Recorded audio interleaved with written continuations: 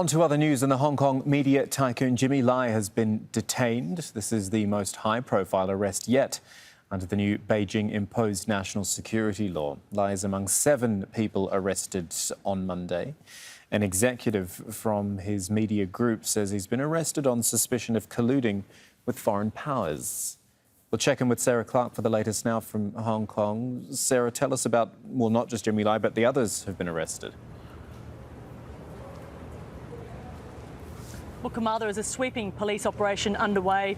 We've got the founder of Apple Daily, which is a pro-democracy media outlet here in Hong Kong. He's also considered a media tycoon, Jimmy Lai. He's been arrested now. He's been arrested under potential charges of violating the new national security laws. Now, at the moment, we have a huge police search underway. About 200 police are at the headquarters of Apple Daily. They're conducting searches on devices, interviewing those staff already there. And as you mentioned, there are 7 people have been arrested so far, and we believe some of those are senior staff at the Apple Daily media network. We also have reports that 2 of his sons, Jimmy Lai's sons, have been arrested. Now, I should say they're not affiliated with Apple Daily, but we believe been charged, or could potentially be charged, for violations of company business codes. So that could mean that the police are investigating some of Jimmy Lai's investments as well. Now, as you mentioned, 7 people arrested, but all are under suspicion of violating these new national security laws. And we believe the staff actually at the headquarters have been told they can't leave while this police search is underway. So a sweeping operation currently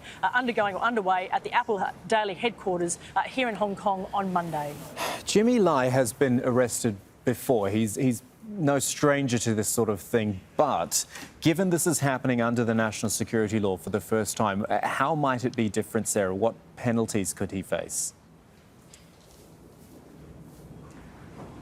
Well, the charges under the new national security laws are very different and are much tougher than the current charges he's facing. He was arrested in February early this year, accused of participating in an unauthorised assembly last year. He was also arrested or charged with illegal assembly for gathering at the Victoria Park for the Tiananmen Square anniversary this year. But Monday's arrests and the potential charges that he could face under the national security law are much tougher. Some of those penalties could involve life in prison. Now, the national security law, it targets acts of secession, subversion, terrorism and collusion with foreign powers, and that's what he's being investigated for. Now, Mr Lai has previously said that he believes that the new law would target him.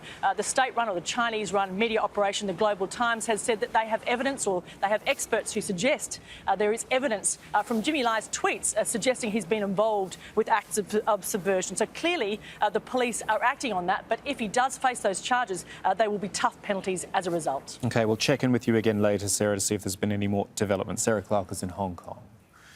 We've also heard from Emily Lau, chairperson at the International Affairs Committee of the Hong Kong Democratic Party, who says this development is having a chilling effect on the city's journalists.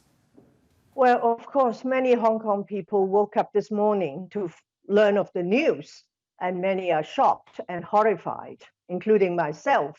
And I think this is sent out a very, very negative message. And of course, it must have a chilling effect on people who want to speak out, and particularly on the news media. So this is a very, very disturbing development, although maybe not unexpected.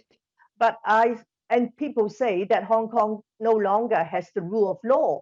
So I hope that Jimmy Lai and those other people who have been arrested will be able to have their rights protected.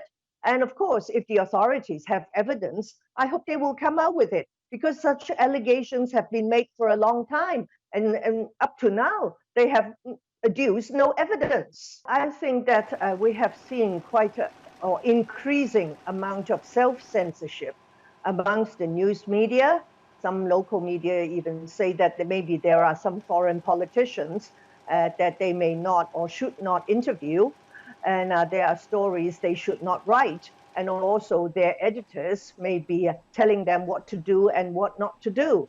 And also with academics, with political commentators, with people in political circle, in professional circle.